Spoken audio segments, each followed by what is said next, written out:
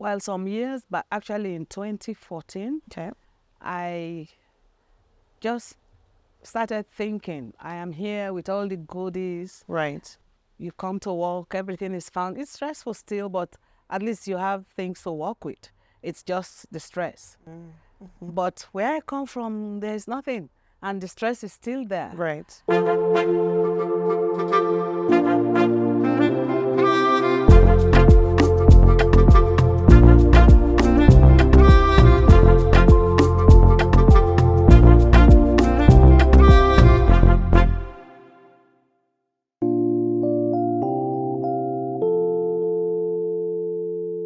Hello, everyone, and welcome to today's episode of Our Lives Narratives. I'm so happy to have all of you here with me today on today's episode, Our Lives Narrative Podcast in Calgary, Alberta.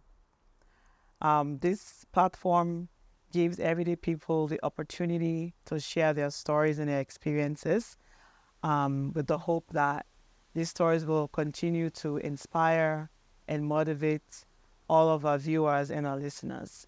Thank you for joining us today. We do have a very important person.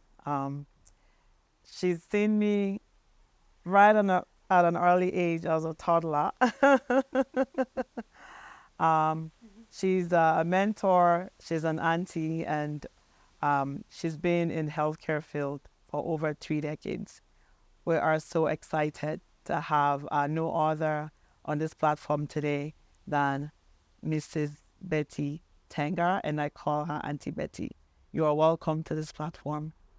Thank you, Annette. I am happy to be here. I am happy to talk with you today. And I am also happy to support you guys in whatever you do. Thank So you. I am willing and ready. Awesome. And I'm excited to have a veteran nurse in the building. She has a lot to share with us today. So stay tuned, get your popcorn and relax. All right. So why don't you go ahead and tell viewers about yourself, Mrs. Betty Tangara. Thank you. You're welcome. Like Annette said, my name is Betty Tenga. I am originally from Sierra Leone in West Africa. I have been in Canada now with my family since 2000, 24 years ago now. I am married to Mr. Josie Tenga, and we have 4 kids, all boys. I am a registered nurse, recently retired registered nurse. I studied nursing back in Africa in Sierra Leone before coming here, and I came here, I continued with the same thing because nursing has been my passion since I became interested. That's all I have wanted to do, and that's all I have ever done, nursing. I am retired now, but I will not just sit back. I have been volunteering with various things, and two times I have gone with my colleagues from the Canmore Hospital to Sierra Leone to bring some supplies, do some teaching, and help where necessary. So I am retired, but I'm still standing. Thank you. Yeah. That's the thing I like about you. I always make fun of you that you're retired, but you're not tired. Because you're always finding something to do, a way to give back. Yeah. Whether it's to family, whether, friends, community. And now in addition to all that you're doing here in Canada, like you decided to go back home to Sierra Leone. We'll get into that a little bit later. Yeah. And you could share with viewers what that course is all about. So you did mention that, you had an encounter way back with a nurse that made a great impression on you. and that's how you got inspired to become a nurse. Yeah. Why don't you tell us about that story and walk us through your journey? I'm sure 1 hour is not enough, Okay. but as a summary of your Okay. nursing experience and midwifery as well, because you are also a midwife back in Sierra Leone. Yeah. Well, I'll try hard to make it short. Okay. Actually, growing up with my mom was a single mother. She raised us all by herself. And she was a very religious person, so she made sure we grew up in the church. But growing up, I was in fear of blood and dead bodies. Morbid fear. I had a morbid fear of these two things. And my mom, she was a social worker. She would go to work and bring some books because she would go to these clinics with the women to do the under 5 clinics and stuff like that. So she would bring some of these first aid books just so allay that fear a little bit in me. But Yeah. I was still scared of all these things. Blood and dead bodies, I don't want to see them. But all of that changed one day when I was in my final year in school. Back home we say secondary school, here we say high school. Right. I had an emergency appendectomy done on Christmas Eve, and I was at the hospital for that Christmas. And this very beautiful, elegant nurse took care of me. Wow. She was a London-trained nurse, so she was very elegant, and everything about that nurse just impressed me, and I couldn't keep it to myself. And the way she took care of me was even the best. So I couldn't keep it. I told her that I love everything about her. I even just love her scrubs, So she sat down and said, well, maybe you should be a nurse. And she's telling me, oh, nursing is an honorable job and all of that. So from that day on, I decided I'm going to be a nurse. And my mom was not very happy with that decision because she knows how I was scared of blood and dead bodies. So when I told her I am going to be a nurse, she didn't even listen to me. She didn't believe that. Yeah. But she didn't discourage me either. So when I applied for this program at the National School of Nursing, she was just not sure what I am doing. And I finally got called for an interview. And of course, I was admitted to be registered in the National School of Nursing to start my nursing. And that was where it all started. And I went to nursing school. It was not easy because I still had this fear in me. And fortunately, of course, we start in the classroom. You do 12 weeks of just classroom work before you start going on the wards to go do your practicum. And nursing at that time, because I don't know what they do now, I don't know about the system now, but nursing at that time, you do those 12 weeks, then they send you to the wards. Here, I see you have a preceptor you follow for 12 weeks, right? But back home, they just send you to the ward and you follow almost everybody on the floor. And the nurses are willing to teach, but then the tutors actually come from the nursing school to the wards at random times. So you are always trying to do your best, because if they come, you might be doing something you don't know, a tutor is already standing there watching you. That's how we did it. We didn't have like specific preceptors to follow you. So the nurses on the floor or the head nurse, they take care of you through your training.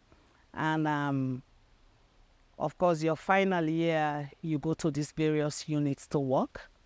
And during that time, I really was interested in midwifery. So, and at that time, my fear of blood and all of that, because people did so many things to me to just get me out of that. Somebody, we go and see that somebody has passed away, and they won't tell me. They will tell me to go do something for that patient, and I will go not knowing it's a dead body. By doing that, slowly I got out of it. Or somebody will come in bleeding and they will send me to go be the nurse to take care of that patient. It was not fun for me. Yeah. But eventually, because I was determined to be a nurse at that time, I had made up my mind. Eventually, I got rid of that fear, and I passed my exams and I became a nurse. But then I was really interested in midwifery. And our own time, when you finish your nursing, they call you into the midwifery school. They call the entire class. So those who are interested, we go. Our class, all of us went but one nurse because she was sick. And we went and did midwifery. And I knew then that I am more interested in labor and delivery than anything else. So I continued with that. And I did maybe 2 years there. But I didn't work at the PCMH. That's where the labor and delivery, that's the maternity hospital. I still worked at Connaught. I worked for 2 years at Connaught, and an opportunity arose for nurses at the military hospital. I applied for that too, and I was accepted, and I went to work with the military hospital, and we worked there as civilians for a year. Again, an invitation came to join the military itself, because when you join the military, then you enjoy all the benefits. The civilians were well paid too, but the military personnel had better benefits, and it all came with it. So I decided to do it. I joined the military. I did a 3 months training at the military camp, and it's a full training. Wow. We did everything. They taught us how to shoot guns and play with other weapons. But of course, they were very old weapons. I understand they were used for the Biafra War in Nigeria. So they brought those guns for us, and those were the ones we used for training. And fortunately, Sierra Leone actually has one of the best firing ranges in West Africa. So that's where they taught us how to fire our weapons. They taught us how to dismantle and assemble our weapons and all of that. And when they were teaching us these things, we were saying, wow, we are nurses. Why are they teaching us to handle guns? we don't need it. So it didn't even matter to us. It was just fun for us. So the entire training itself was just fun for us. So we enjoyed it whilst we were there. And little did we know that just a year after that training, we were going to need those guns. So anyway, after the training, we went back to the military hospital in Freetown. It's the 34th military hospital. I don't know why they have those numbers. I think Ghana has 35 or something like that. So I went back and I think I worked for a year. Then they sent me to one of the training camps. Daru Barracks is one of the largest, I think, at that time. So I went there. I was supposed to go there and work with the doctor. We have a small clinic in the barracks that takes care of the soldiers and their families. Although once in a while the civilians came from the town to get treated there too, but it's mostly for the soldiers and their families. So it has a physician there, the charge nurse, which was myself, and a few, we call them SCCHNs there. Here they are LPNs. And we have maternal child health aides. They call them MCH aides. They are like traditional birth attendants. They help with deliveries and so on. And we had one pharmacist, and all of these people are all soldiers. Wow. So I went to work there, and it's a nice little military camp. Everything is military. You go out, you come back by 10, and you have to go through a gate and go through the routine and everything. So it was good there. Life was really good. We go to work in the morning. We are done by 2 o'clock. Unless there is an emergency, then they will come call me or the doctor, and we'll go take care of that patient. Or because the nurses did all the deliveries, they called me more because of the deliveries and things like that. Otherwise, life was easy there until one day, I was barely there for a year, and we were watching the military passing out parade. Passing out parade is just like the military, the recruits were graduating that day. It's a big parade, and we were all settled. The soldiers were all filed out in the field, and they were ready to parade past. And somebody came and whispered something in my ears, just said, "Sister, there has been because there was a rebel war in the neighboring country, Liberia. But it was just contained there. Right. All we had in Sierra Leone were these refugees coming from Liberia. So we thought we had nothing to do with the war anyway. Anyway, then somebody whispered in my ears and said, "Sister, there has been an attack in one of the villages, and they are bringing wounded soldiers." I thought it was just one or two soldiers. It was a whole truckload of soldiers they were bringing. And 2 senior officers were already dead. So those were the very first victims of the war. And from that moment onwards, everything became chaos in the barracks.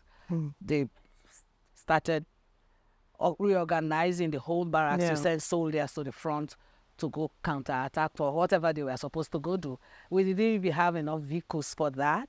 So they had to get vehicles from the road. They would go to the road, and whatever vehicle they laid their hands on, that, like civilian vehicles, and brought them in so they can transport the soldiers. Our lives changed from that day anyway. Yeah. So our once peaceful camp became a war zone, and it was not even a hospital. It was just like a health center. And they are bringing all these wounded soldiers. We don't know what to do with them. So we just did what we can. And the headquarters in Freetown was very good. We sent helicopters to us to airlift some of these soldiers. They airlifted some of them to Kenema, the nearest city, or Bo, or to Freetown itself. We did that for months before my time there was finally done, and I had to go back to the city. And by then the war has overtaken the entire country. So far, that was the part my own part, we started. And when we were taking care of these soldiers, I forgot that part. The day they told us there's an attack in that village, they armed all of us. All of us. As long as you are wearing the uniform. The combat, they armed all of us. So now we are working in the clinic with our guns hanging on us. You can't put it down because somebody's yelling.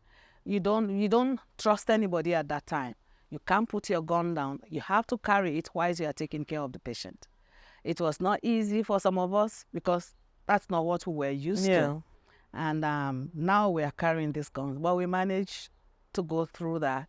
A lot went on there. Like, you'll be in the hospital for a few days without going back to your quarters for anything. And we got to that point where nobody can go to your quarters. We all stayed in the hospital. If we can cook today and eat, you will. Some days you can see food, you don't even want to touch it because you don't know what's happening.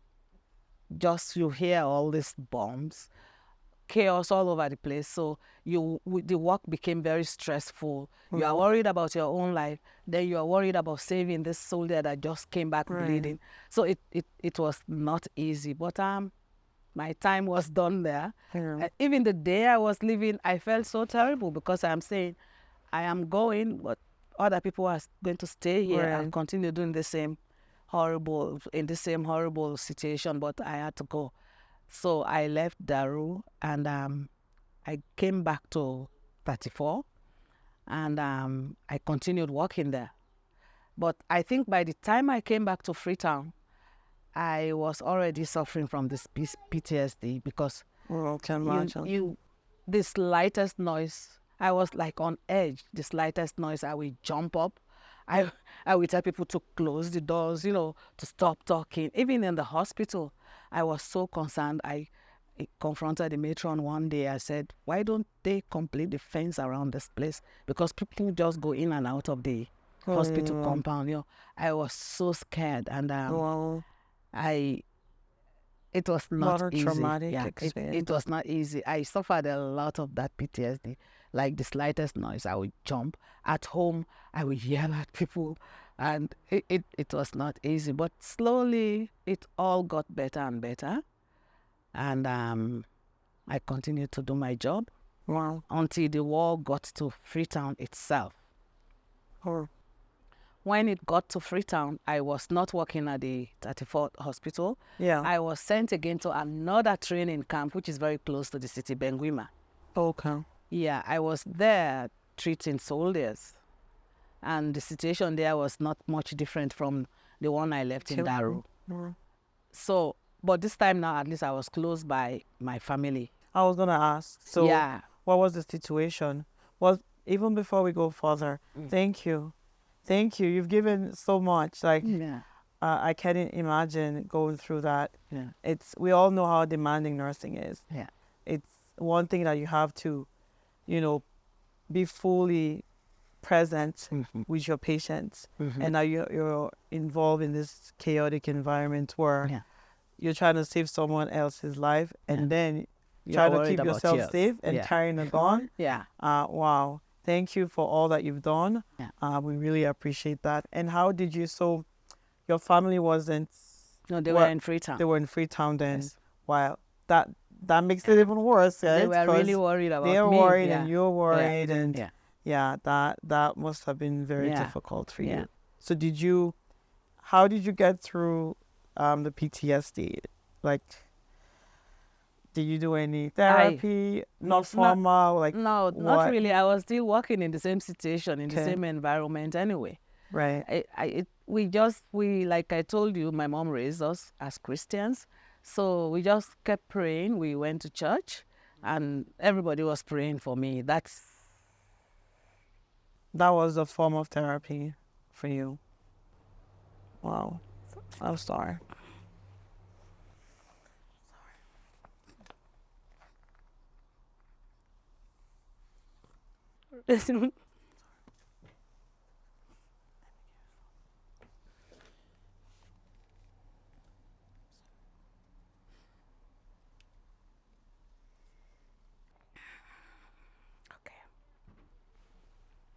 It's okay. Yeah, and my husband was very supportive at that time. Yeah. Even when I was at Wilberforce now, sometimes we'll spend like 24 hours, 48 hours at the hospital. We can't go home. It depends on what the situation is like, how many casualties they've brought today. If the hospital is very, very busy, the civilian nurses will go home, but the soldiers won't go. And so sometimes my husband will brave it and come see me at the hospital. And slowly I got out of that because a lot more was happening now. And it was like the situation is not ending. So if I was not working, I would have continued in that PTSD, but I was still working, so it got better. Okay. Yeah, it got better. That's good. Thank you. Sorry. So when I went to Benguima now, it's the same thing like Daru. It's a training. So from Daru to Benguima? No, from Daru I went back to Wilberforce. Okay. I worked there for a few months. That's where your family was? My family is in Freetown now. Okay, I'm in Freetown with them. But then they sent me to Daru, to Benguima now again. So, but it's just, how far is Benguima, Waterloo to Freetown? It's just a very short distance. Yeah, so that was okay because I would go. So you were able to go back every weekend. I would go home. Okay. Yeah, so that was better. But then, I was sent to do a course in family planning. I left that weekend to go do that program, and the barracks were attacked. Oh. And they were specifically looking for the physician and the RN. Wow. And they attacked the barracks, and of course, that was when they overran the barracks. So I guess they wanted to take. Yeah, they wanted to, because they needed all the healthcare workers to bring to their camps to help them. So, but I was not there that day. Thank God. And the doctor I had walked for 2 days to get to Freetown. Wow. So we came back to Freetown now. I I was not assigned to work at the headquarters. I was assigned to work in that place. It's already overrun, so I can't work. I can't go back there. There was nobody there. It was deserted already. I said, well, I don't know if I'm supposed to report for duty.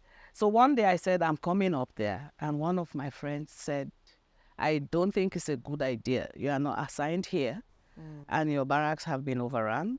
Right. So stay home, because the other people that worked with you, they showed up, they arrested them all, and they are being locked up.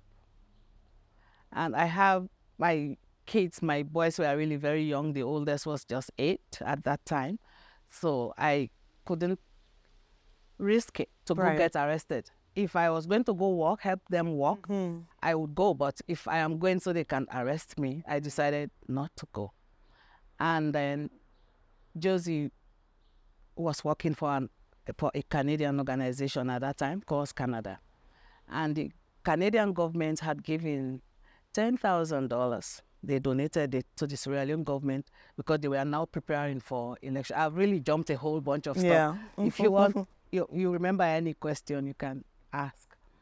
And they presented that check to Josie's office because I think it was the only Canadian establishment in the country at that time. So they did the whole thing on TV and people saw that. Now the rebels are in Freetown.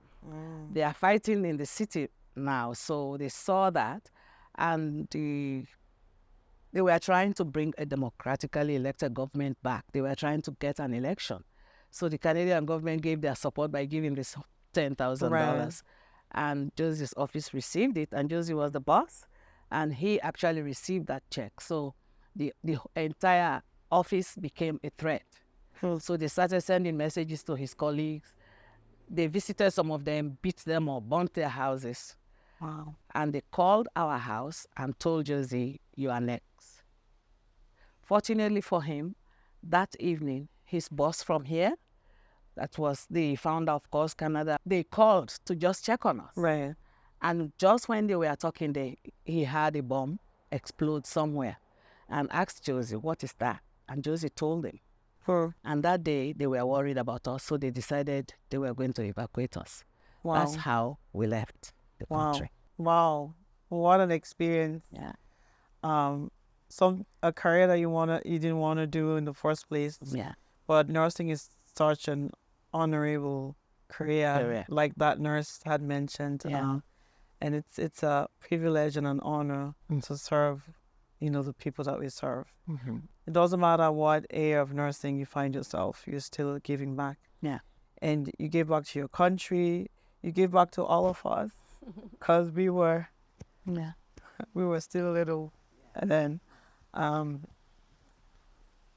because your family and my dad, like, you guys knew each other way back. And I even remembered visiting my grandparents in Bo. Yeah. Bo is a little town in Sierra Leone, and that's where Miss Betty Tenga. Now she's crying. And I was visiting my grandparents, trying to learn the culture and learn the language Mende. And then that war broke out back then, and they had to ship me back. I was never able to learn Mende. Well, I knew it, but over the years, I couldn't speak it anymore. Yeah. But yeah, thank you so much for not just you, all the people that have given back to our country one way or the other, and for all you've done and all you're still doing. So your midwifery experience, what was it like? Because we know back home there's a neighborhood nurse or a doctor. You have uninvited guests in your home, unexpected, unplanned. Tell us about that. What was that experience like? And why was it important for you not to, send those women back and be like, I can help? You did what you could. That's the whole reason, in fact, why I became interested in midwifery, because if you ask me, I will tell you this whole nursing thing, midwifery and all of that, I won't even call it a profession. It's a passion. Right. You have to love it to do it. And if you want to do it, you have to love the people you are taking care of. It's true. And you become part of their lives. You put yourself in their place. You treat them as if it was you, or it was your own daughter, your own son, your own father, your own mother. Right. That's the only way you can really do it. So even before I became a midwife, I am sure other nurses are experiencing that. Just when you wear that nursing uniform, you are in the first year nursing school. Yeah. People will start visiting you. Somebody gets sick, they will come to your house. Somebody in labor, they will come to your house. As far as they are concerned, you are a nurse. Yeah. You should be able to do it, to take care of them. So when I finished my midwifery, I did not actually work at the maternity hospital, because another thing I have in me is I can't stand sick babies. Because when we did, you do all 8 weeks in all the units. Yeah. When we do that 8 weeks, I told myself I can't work in this hospital because I don't want sick babies. I get attached to these babies. I become the mother. Like, Yeah. it's different here though, because back home people are really poor. They can't afford the hospital bills. So when something happens to them, either they don't go to the hospital or they run to anybody that they think is a nurse. Yeah. If they do go to the hospital, it's worse. That's why they've gone there. And when they are there now, they can't pay money, they can't do anything, and the babies are really sick. And most of them will die. And that really got to me. So I couldn't work in that hospital because of that. I continued to work at Connaught. But now, when I was in the midwifery school, people in my area saw the uniform. Yeah. It's a purple uniform. So they saw me wearing that. So they started visiting me. Even long time after I finished my training and all of that. In the middle of the night, like at 3 o'clock in the morning, I will hear somebody at my gate, and they are yelling my name. I will open the door. I have never seen them with a big belly, in labor. It's 3 o'clock in the morning. They walked to your house. Yeah. Now you wake up, I will still say, okay, let me see what's going on here. I will go check them and see what's going on. And most times they have waited at their houses. Now it's late. You can't send them away. Sometimes even when it's not quite late, you still can't send them because they beg you. They know I may not be asking them for any money. That's one reason why they came to me in the first place. So you just keep them and take care of them. There have been instances where I have delivered patients. They maybe have a toddler and they stay in my house. Wow. Because I'm feeding them now. I have to virtually send them home. Otherwise, they will stay there. Wow. So, I don't know how many of those kinds of things I did. Wow. Sometimes I'll wake my husband, can I please use the bed? And he will wake up and complain, but he will go to the living room and wait for me to do what I'm doing. Because I deliberately did not set up my house for any of that. But they still came anyway. If they come and put them on the floor and deliver them, they are okay with that. I'm not going to ask them for money, so they are okay with that. Wow. So I did a lot of that. And the only That's pay about I got when I go to the market, I don't even remember them. Yeah. Oh, Nurse Betty. And they will be calling me. They give me vegetables and they fill my basket with all those things. That's how I got paid. Gratitude. That was their own way to show, that they were thankful. They don't have money. That's why they did not go to the hospital. So you can't really ask them for money. Wow. Yeah. Yeah, you truly are passionate, because I can just sense, I wasn't there, but I can just knowing you, Yeah. well, thanks to Mr. Tenga for supporting you all through that. Yeah. Okay, so you had the opportunity, you and your family, to come to Canada. Thank God you were able to leave. Yeah. A lot of people were fortunate, but we know others that weren't. Yeah. The story was different. Yeah. And thank God, a lot of people survived. Like we were still in Sierra Leone all throughout. What a traumatic time then for everyone in the country. Well, thank God it's over. We're all resilient, Yeah, right? yeah. You know, there's been a lot of, you know, the government is trying, development and all of that. So thank God, and we're blessed to be able to be in Canada Yeah. and have that all behind us. So now you're in Canada with your family, and you're still passionate about nursing. You still had plans to continue on. What was that integration process like, getting back into nursing and midwifery? Well, when we left Sierra Leone, we did not come straight here. Okay. We went to the Ivory Coast, Well, and we were there for 2 years, trying to organize our refugee status and get to immigration, okay. so we can get proper documentation to come to Canada. Right. And that took us 2 years. Wow. So whilst we were there, the same family that evacuated us Yeah. out Bless of Sierra them. God Leone, bless yeah, them. bless them. I bless them every day. They reached out. It was AARN then, not Cana. Okay. It's not even Cana now. No, yeah. It was AARN. Okay.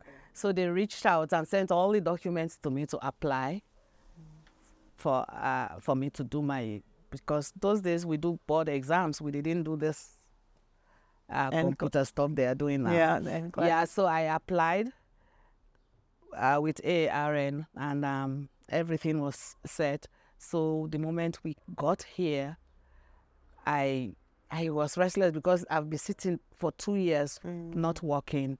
Wow. I wanted to start working now, and they took me to the hospital, and there was nobody like me in the hospital at that time. Well, even until I left, there was nobody like me. I mean, a black African nurse. Yeah, it was all white people in the hospital.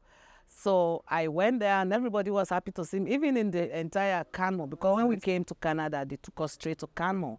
Okay. Okay, Canmore is one small town just outside of Calgary.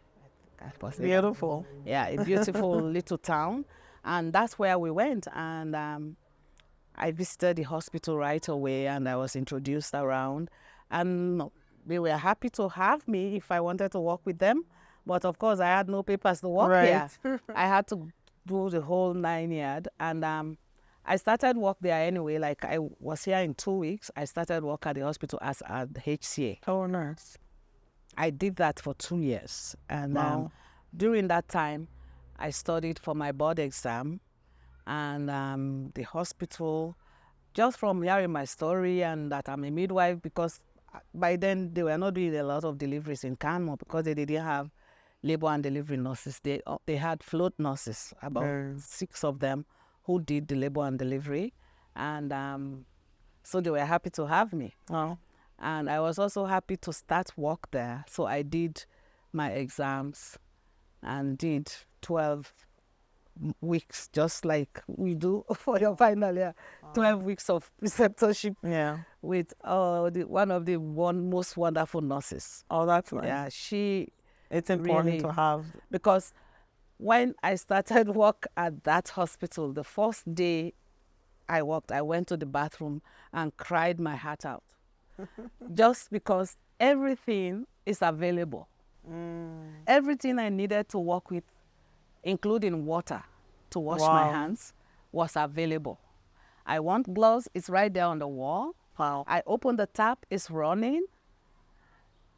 I was so overwhelmed, I just went into the bathroom and cried. Wow. And but I was happy I was here, and I wanted so bad. I told myself, each time I see all these young nurses doing stuff, I am an HCA. I said, I am a registered nurse. I can't be this. Yeah. So I worked so hard. I did a refresher program. I was supposed to do 18 months. With that program, I did 8 months. Wow. That's how You were ready. I was ready. I did it with Grant McEwan Okay. College. It was college then. It's university Yeah, it now, was. right? Yeah. So I did that and got all my certificates and got my nursing license, and I started work. Because it's a rural hospital, we only have acute care. Right. And I started work there. And because of my interest in labor and delivery, even though it's acute care, I did more of labor and delivery. Right. I did not know how to use the gadgets like the fetal monitor. Yeah. I didn't even know how to read the strips, but I knew what was happening. Right. Yeah. Right. Like we did oxytocin infusion back home in Sierra Leone without IV pumps. Wow. You count the drops. I came here, I didn't know how to use the pump. So I'm sure the first induction I did, maybe I counted the drops until somebody came and taught me how to use the pump.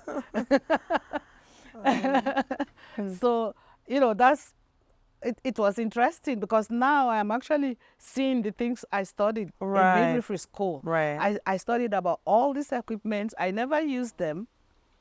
I never even saw a vacuum delivery when I was there. But now I can see all these things. I know about them. I know how to use them, but I've never used them. So I won't say it was a bit difficult because these nurses were so supportive. I think they saw somebody that looked different from them, came from a completely, they can't even understand me when I speak. Yeah. And, but they were so supportive. Wow. I was overwhelmed every day I went to work. These nurses were just ready. Anybody I talk to, they are ready, even though some of them won't understand what I'm saying. They were ready to help me. They helped me succeed very fast. Wow. And all of a sudden, now I have been in Canmore Hospital maybe a year or two. And fortunately, initially they didn't have much deliveries happening anyway. But slowly it started happening. We had 3 physicians that came that started a delivery, a maternity clinic or obstetric clinic. Right. And they started having cases coming in. And I worked with them so hard, all of them. We worked very well together. And so we started having other nurses getting interested in doing labor and delivery. Because sometimes I'll go to work and do 12 hours. Without a break. When I write my overtime slip, no labor and delivery nurse for break. So my manager, that's reality. My manager will say, okay, maybe he will go and poke his head in the room and say, are you okay? You want something? Because there's nobody to relieve you for break. So because of that, they started recruiting nurses who were interested. So now you had great mentors. They were and now mentoring me then, but now I started mentoring people. Right, yeah, that's right. Yeah. So a whole lot of them I mentored. But then eventually they also became mentors to others. And it worked very well. That's nice. Canmore Hospital has been the best thing that has happened to me in my nursing career. I will work there anytime. Shout out to Canmore. In my next life, I'll go to Canmore Hospital. Awesome. If I was having babies now, you go to Canmore. I'll go there. So don't be afraid. If you are pregnant here in Calgary, Cochrane, Banff, Lake Louise, Canmore is the place to go have your babies. That's the best hospital for delivering babies. Awesome. Wow. So and because I was doing that, and I realized breastfeeding is another challenge moms were having. But pregnancy itself alone is a stressful. I'm sure when people are pregnant, like the first few weeks, it's all excitement. Then that goes away, and it becomes stressful for a lot of people, especially if they don't have support and things like that. So after all of that, then you go through the stress of labor and delivery. Now you are going to go through the stress of breastfeeding your baby.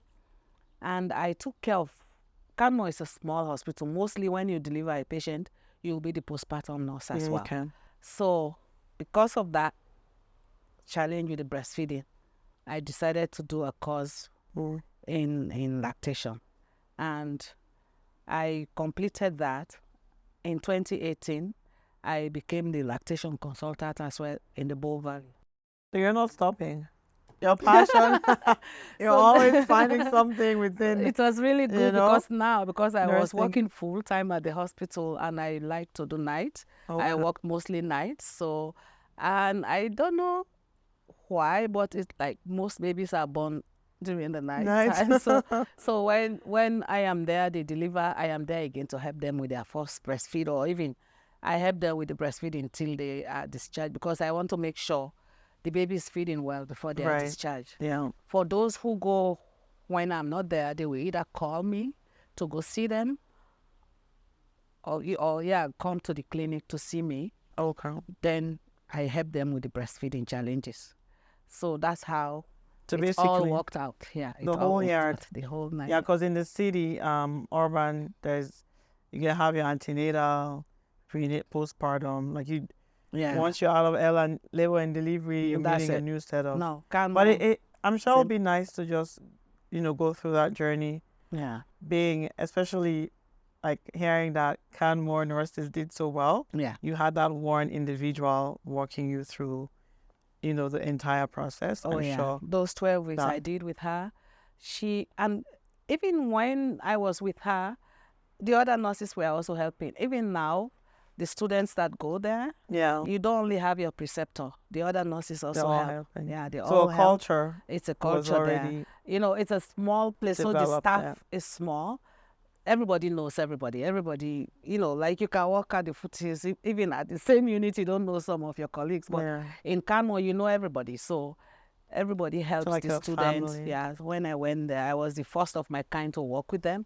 So everybody wanted to do something for me. That's Yeah. nice. Yeah, I was really happy I worked there instead of the city.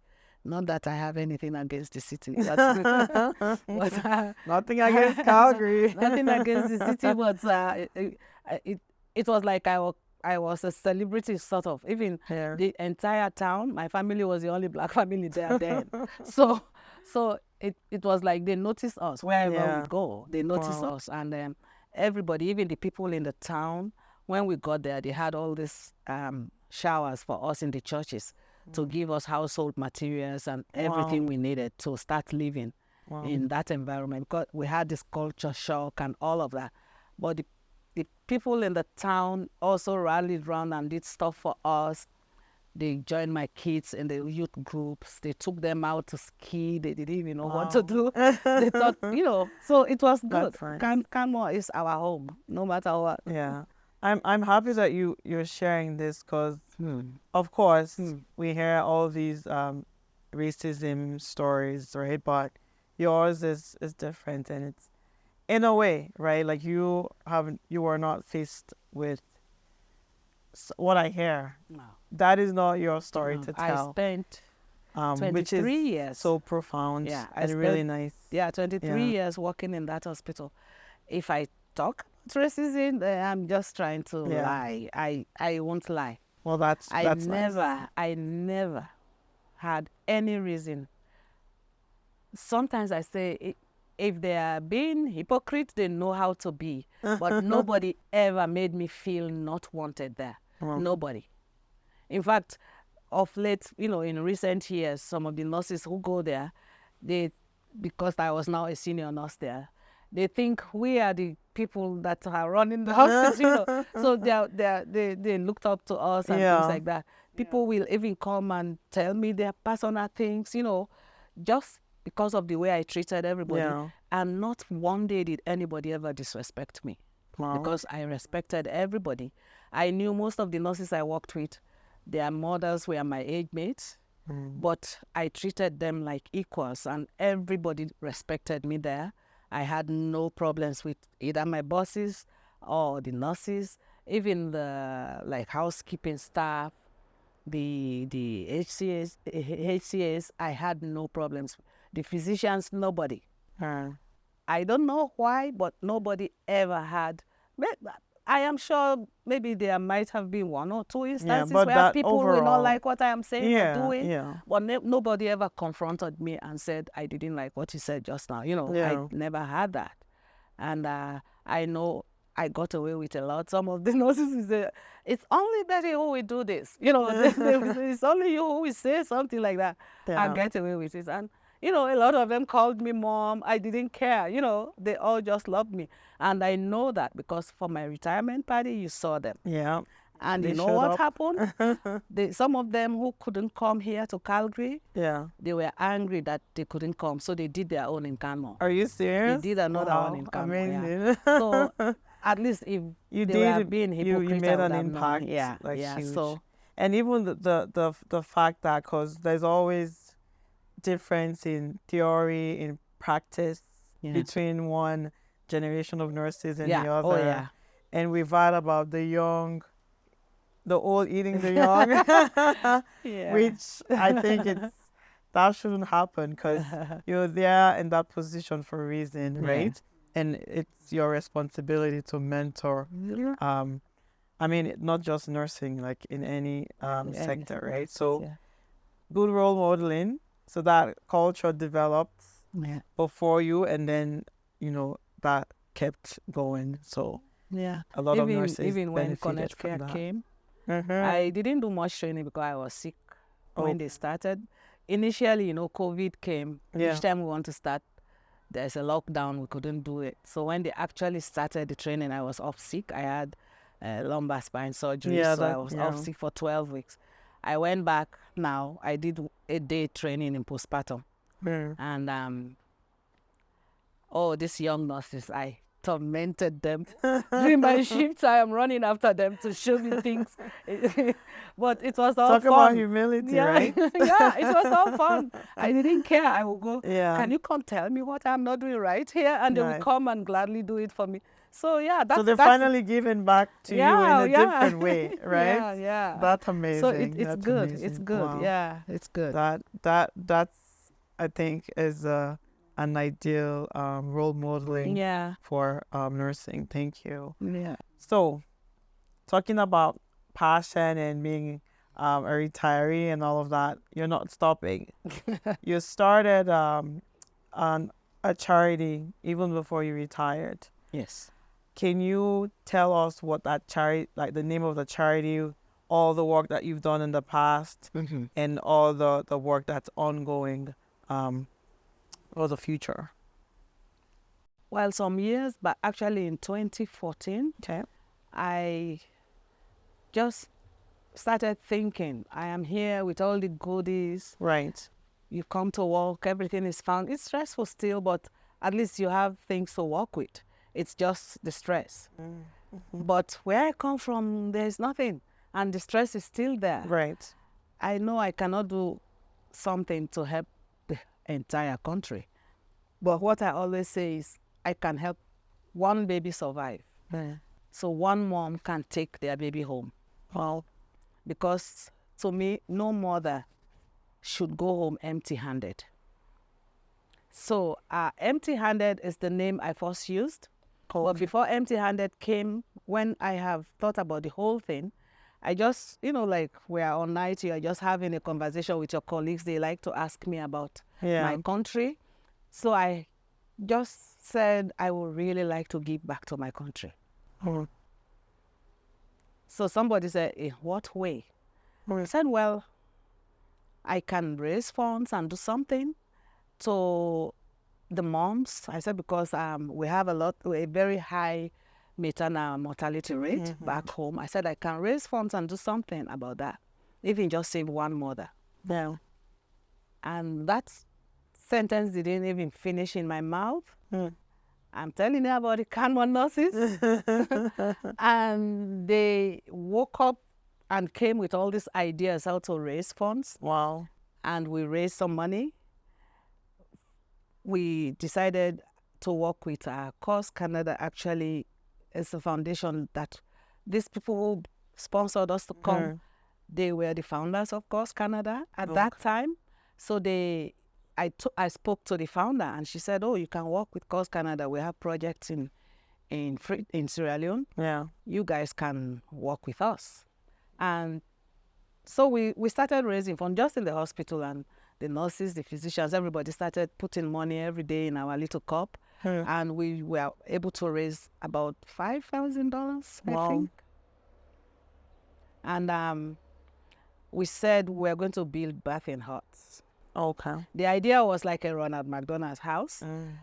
In Sierra Leone, you have those far away remote villages Yes. like Kotia and the Yeah. other places Yeah. around Tayama. Kotia. That's my village. These people get pregnant, they don't have transportation to come, especially if they're in labor, Right. to come to the nearest clinic to deliver their babies. So we decided to build a hut, a batten. It's a house, not a hut. A house near these clinics. We did 3 of those huts. Wow. 2 in the Kabbalah district and 1 in your village, Tayama. Wow. Seneon, actually, Seneon, Oh, okay. not Tayama. The reason why we did that, we wanted these women, when they are term, they come and stay there. Like, you deliver any time now, but they tell them this all during the prenatal class. Okay. When you know you are living far away from here, don't wait until you are in labor. Come, you stay here. So they come with their food and everything and just stay there until they go into labor. They are right there. Right. They deliver their babies and they go back to their village. Yes, sir. So we had 3 of those huts. I was still not satisfied. The huts were built. They sent photos to us. Everything went well. Yeah. We worked with Cause Canada then. Okay. They were resident. I think they still are in Kabbalah. So I told the nurses, how about you guys come with me so you go see what your money did? Wow. And like, what an invitation. Everybody wanted to come. Everybody. And it was really serious. Then we had a friend who produces movies just like you guys are doing. And they decided they would come with us so we can do a documentary and bring it back and raise funds so we can go back. And we started preparing for that trip. And Ebola happened. Well, so we couldn't go. 2014, we didn't go because Ebola was raging there. Yeah. And, we were still preparing to go. Finally, everything settled. 2016, we started getting ready again to go. And we got some supplies. Some we bought. We raised a little bit of fund again, and we bought some supplies. And we got some from the hospital, and, and we left. I left with 4 nurses and these 2 people that were behind the camera. And we went all the way and saw all those bathing houses. We did some teaching because our main aim is no woman should go home empty-handed. So we called that program at that time Empty-Handed. Okay. And we went and did some teaching around the villages. We did quite a few villages. We went, each clinic we went to, we gathered all the nurses, especially the ones that did labor and delivery. Yeah. And we taught them, just helping babies breathe the first 1 minute, the first minute of the baby's life. We taught all the clinics that. And we did some deliveries with them before we came back. The nurses really liked it. I can imagine. They had to firsthand see how people walked there empty-handed. Right. With nothing. Yeah. But they still tried their best. But it was a good trip. Right? We came back and the person working on the movie got sick. And she was diagnosed with stage 4 cancer. She battled with that for 2 years and she did not survive it. And so up till now, that documentary is hanging there. They gave it to her mom now. We are still trying to work on it so we can use it to raise funds. Yeah.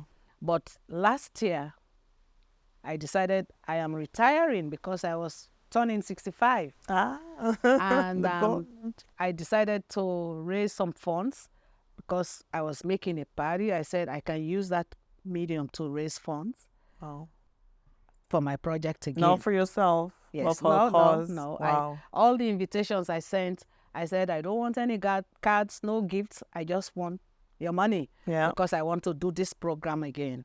And some nurses again volunteered to come with me. This time now, I sent letters to Sierra Leone, to the midwifery school, the ministry, and all of that. They wanted all our paperwork, our certificates, and all of that. But we wanted to visit the midwifery school. And the principal, the one in Bo, she begged me to talk to my colleagues so we can go teach. And they were ready to do that. We went. We wanted to go teach. They gave us the topics. They wanted us to teach this same helping babies breathe. Yeah. postpartum hemorrhage, and shoulder dystocia, because that's the three main killers Right. with the maternal and child mortality rate. So we got ready here. We raised that money during that time, and we were able to raise about $13,000. Wow. So we decided to buy some equipment because we said we were only going to bowl this time. The last time we went to Kabbalah and McKinney and Senel, but this time we said we will only concentrate in bowl. And my niece, who was my MC for my party that time, also spoke to me. She said she goes with this group of physicians to Sierra Leone, and they are having a big conference. We were going to go in October, but she told me, how about you guys join us? So we become a team to go. We said, okay. So we decided to go in January this year. Wow. And we left. I went with 4 nurses again. And my niece back in America came with some physicians from the military from America. And we all went there. But we went a week before them. Oh, okay. So that we can teach at the midwifery school. So we went to the midwifery school and taught the same shoulder dystocia, postpartum hemorrhage, and helping babies breathe. We did that for 2 days. Then we started the conference with the physicians now. And we did the same topics. We did that for 5 days. And then we went and did some shifts at the Gerion clinic and the Senel clinic. At Gerion, the first day we went there, we delivered 3 babies. We did 1 transfer. And we transferred 1 baby, and we transferred the other one. We had an obstructed labor, so we transferred that too. And Senel, we didn't do any deliveries there, but we did have under 5 clinic. Oh, okay. And we also spoke about breastfeeding there. And we taught breastfeeding too, this conference. Okay. Yeah, we taught breastfeeding. And we went to the Bo Government Hospital and we did 3 deliveries there. Nice. And yeah, it was really nice. It was all good. The nurses felt overwhelmed, but they were happy. They it's saw nice to see something else that is different from what we do here. Right. Because here the resources are there, everything is there. But back there, there was a point we wanted to do an IV. There was no needle, not a cannula needle. They used injection needles mostly to give IVs. And they went to this small local guy that sells stuff, and there was no needle. So we had to go in our van, the van we were using there. We had some supplies in there. We've distributed everything. Yeah. We were just lucky. We went in there and rummaged through the stuff, and we found some cannulas. And we came and started that IV. And we transferred the lady to the boat for surgery, but she got there and they used vacuum and she delivered. It was good. The teaching was good. And in fact, right now we have a forum with the nurses, some of the midwives. Back in. So they do some stuff and put it on the forum to tell us what they are doing. They do some teaching too. Oh, okay. So they put it there to tell us what they are doing. So they are doing it now. The government has asked that we go again. Nice. So we are planning to go again in January. Look at that. What you guys did though was empowering, right? Because you're only there for a short time. The best way you could really empower them is by transferring that knowledge to them. And now seeing all of those messages, back on the forum. They are teaching each other because not everybody could come. We can't clear all the clinics. So the ones who came now are teaching the ones they are working with. So they send the videos to us all the time. And it's good. It's good. I'm just happy that you shared how, you were in tears when you came, because we have so much, the resources is just like available. Yeah. But yet still, as humans, we do complain.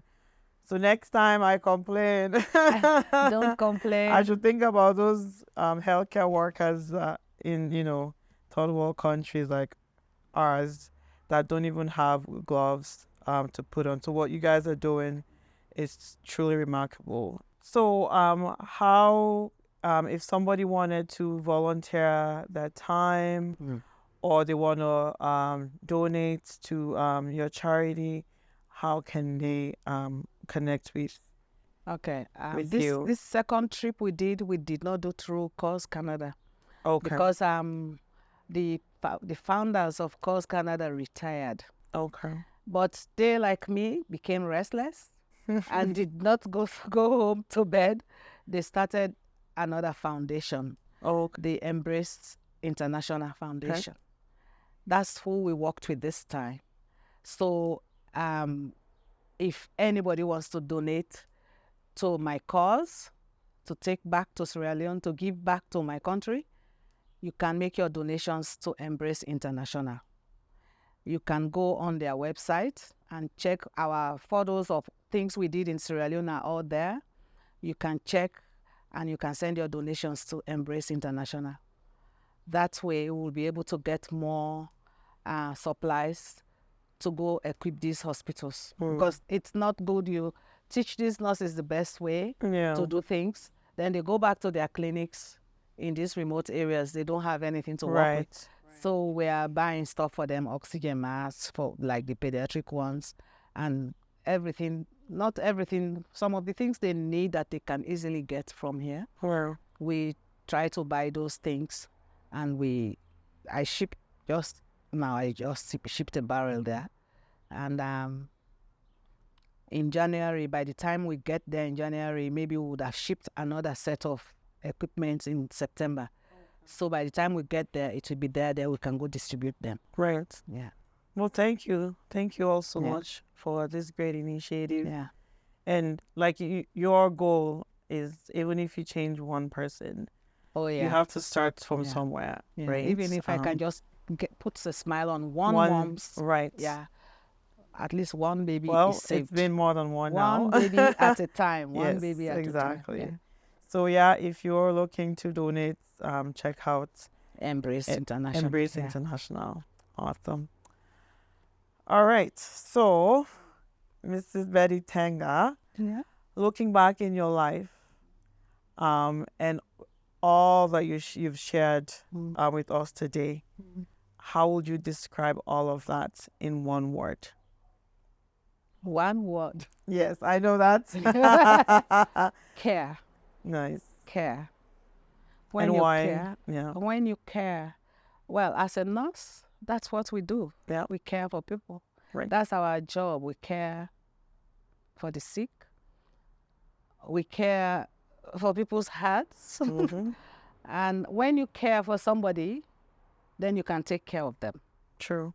So the word is care. You care for people. You don't have to know them. They don't have to come from your race. They don't have to come from Sierra Leone or from Canada. Right.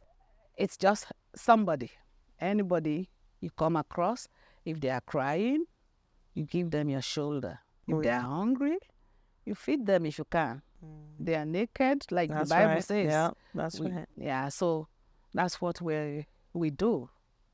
Oh. Yeah. I know they pay us when we work, but that's they are just giving us allowance. Yeah, it doesn't compare to it's just like the teachers. Yeah, they do a great job. Yeah. Like the nurses, it's different. Yeah. So I mean, if you're nursing for the money, I'm sorry, you won't do it because sometimes you'll get angry. Yeah. You know, I normally will tell the nurses I work with, I said, we are supposed to be angels. They say, how come? That's a we good should one. not get angry. Yeah. We should always have our shoulders ready. Right. So we are angels. You don't get angry. You should always have the answers too. That's a good one, actually. Yeah. I'll run with that. All right. Well, so what would be a great piece of advice to our audience regarding prenatal, having good prenatal care? Because we know it is important for pregnant women to have the best. Yeah. Especially the best care, especially being in this environment where we know there's so much available to us.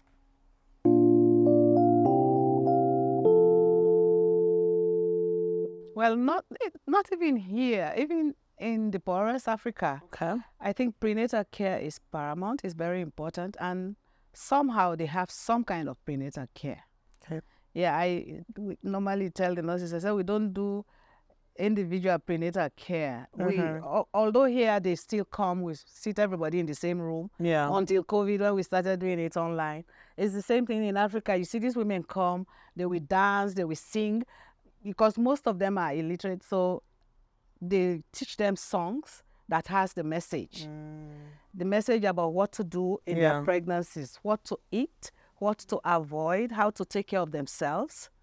Because pregnancy, it's not a disease. Some people would think it's a disease, it's a condition. No, it's something you should be joyful about. Yeah. So you should enjoy that pregnancy. You should not be in the hospital throughout the pregnancy, because a pregnancy like that is going to have problems in the delivery room. Right. But if you have attended your prenatal class, they've told you all about the conditions that are likely to happen to you, the things that are likely to happen to you during pregnancy, and what you can do, even like listening for your baby's heart rate. They tell you all of that. So if you don't hear it for so many amount of time, then you know this is not good. I should be hearing this baby kick. Right. I should hear this baby do something.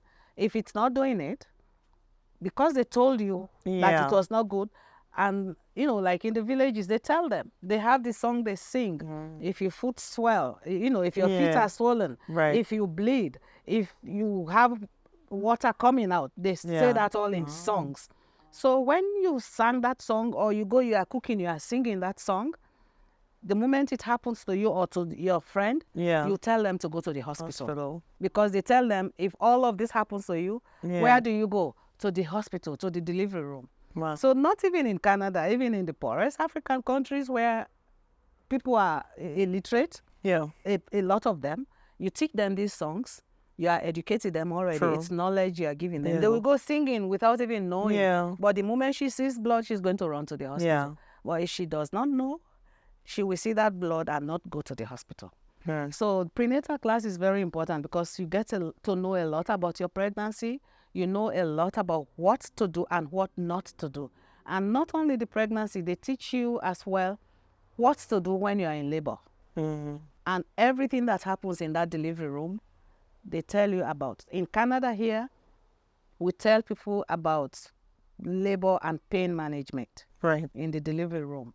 And the reason why some decisions are taken, like the nurse will come and say, this is what's going on. And of course, during the labor, you tell them what's going on. Each time you monitor the mom or the baby, you tell them what's going on. And you take a decision, you discuss it with the patient, the mom, and you come to a decision, either to do a vacuum or to do a cesarean section or to have the delivery quick, to do induction. All these things, we tell them about it before they go into labor. So if the doctor decides, discusses with the patient, this is what's happening to you, I want us to do this. They make suggestions. They will understand straight away why that is, because we already told them in the prenatal class that this is what normally happens, but sometimes the abnormal happens. And when that happens, this is what we do. And before you go to the hospital, this is what you should do. And we also encourage them here to call the ambulance, not to let their husbands drive them. So it's very important for them to do that, to go to these classes, so they know what's going on, they know the normal from the abnormal, and they know what to do. And here in Canada, you mentioned the lifting hand program. Okay, that's the volunteer part. So I volunteer actually now that I am not working. And that's that's in Calgary and Edmonton. Well, they reach out to, because the last time we had a meeting, there was somebody listening in from Nova Scotia. Yeah, I volunteer with a very wonderful foundation, Hands Lifting Hearts.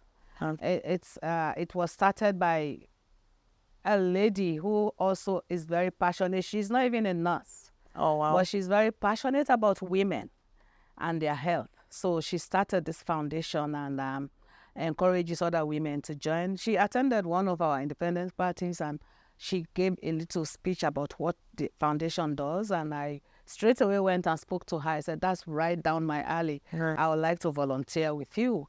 And what they do, they work with immigrant women. It does not matter where they come from. They work with them. Those who come here, they are alone and pregnant. So these women, we help them, especially when they're in labor. We someone will go sit with them in the delivery room. I've done that. And then someone will go to their homes while they're in hospital, clean, Wow. cook.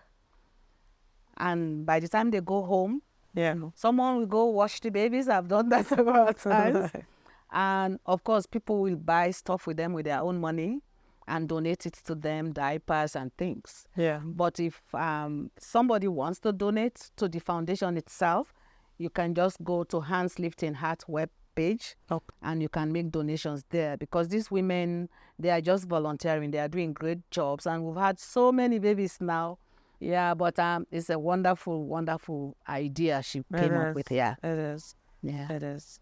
No one is ever alone. No, It's no. nice. They really assist And these not women. especially during Yeah, a and now they period are like even that. thinking we should not only assist the women, we should just maybe help the entire family. But most of them are really single here. Okay. Maybe they came here, their husbands are out there Okay. in other countries.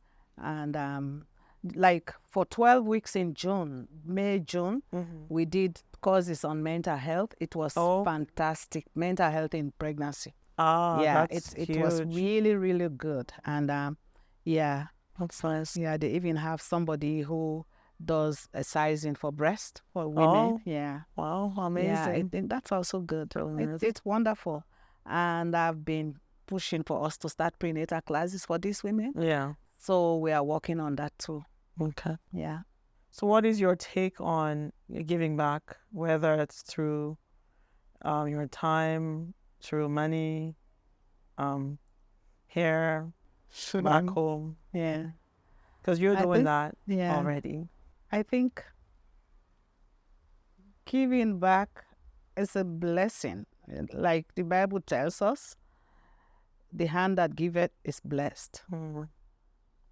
So when you give, you have that satisfaction. We all, like those of us who come from the third world country, we know what it is for somebody to do something good for you. Mm-hmm. Yeah, so giving back, you don't have to be rich to give back. You don't only give back money. You can give back your time. Well, You can give back your money. You can give back your energy. true. Yeah. And it's not only us from the poor countries. You can give back here in Canada. True. Because if you give back, like whenever I go out there and do something for those women, even just to back the babies, Yeah. I get that satisfaction that I have done something. Mm. And I keep saying, even though I'm retired, I still have the knowledge. I am still young. Yes, you are. You look. I still have the time. The So energy. why yeah. not give it to somebody who needs it? That's right. That's So right. I think it would be good not only to be good to your own family, to your own race, to your own countrymen. Yeah. It's nice to be good to everybody. Right. Because you don't know what happens tomorrow.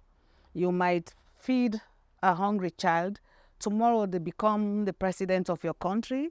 You may be dead, but your children are there. You don't know what, you are not doing it for them to do good to you again. Yeah. But maybe just that one smile you gave that person made their day, and they did something good for somebody else. Yeah. Or the one child you said, okay, let me pay this child's school fees. Their parents can't pay. You manage to pay maybe even just for one semester. And that child goes to do something good. Yeah. He becomes somebody tomorrow. And it's all because of you. So I think giving back makes a country better. Right. Like if everybody's good, if everybody's thinking, I want to do something good for one person, Yeah. you know how much laughter will be? True. Yeah. Well, that's quite evident in this society, right? Yeah. First world countries. Yeah. You see, there's lots of issues here. Yeah. When you're still back home, like you think they don't have their own problems. Oh, yeah. But they do. They do, yeah, they do. But they're still out there giving back. Oh, yeah, know, you see people live time, here, they leave money. their family, they Yeah. go live in villages, That's remote quite villages, profound. they are there. Yeah. Like we worked with one lady when we went this last January. Mm-hmm. She's American. If she speaks Creole here, Yeah. you can imagine she left her family here and everything she owns here, and she's Wow. out there working, taking care of those women. It's wonderful. Wow. Yeah. So you don't only have to give back to your country, you can give back to somebody else. True. As long as you give. Yeah.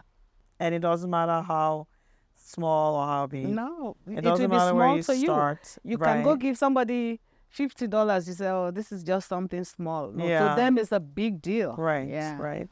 Right. Or you go spend 1 hour with somebody at the hospital, maybe just sitting there holding their hands. Mm. And they just feel good. Yeah. Yeah. Yeah. Maybe they've been there alone, nobody to talk to them. And then all of a sudden they see somebody come and they turn around, they see you, smile at them. Yeah. It makes them feel better. That's Yeah. already good medicine. Yeah. Right. On its Yeah. own. Wow. Well, it's been a great conversation here today. Thank you Yeah. so much, Yeah. Ms. Betty Tenga. We do appreciate your time here with us on this episode. And I'm pretty much sure a lot of people out there that happen to watch this episode will benefit and learn a lot. Yeah. Thank you for all that you've done and all that you continue to do. And I believe you're a good role model, and we're all trying to, follow after your footsteps.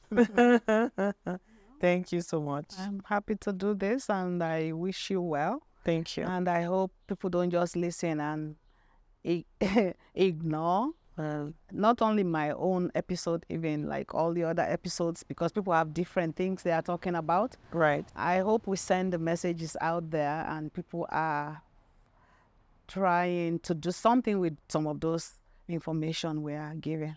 And I wish you guys all the best. Thank you. Amen. Yeah. Thank you. Thank you so much. So you have been listening to Our Lives Narratives. We're still on the road in Calgary, heading back to Edmonton. Thank you all so much for joining us this evening. And we'll continue to bring these rich stories out there that are impacting communities, individuals, and eventually the world. We appreciate you all. Go check out all of our other episodes, like Mrs. Betty Tenga said. There's just so much that our guests are sharing and giving. So check them out so you could learn. And don't forget to share, like, leave your comments, and subscribe. So that way you can continue to get notifications. We appreciate you all today. And as I always say, it's our lives and our stories. Until we see you again next episode, take care and have a good evening. Bye-bye. Bye.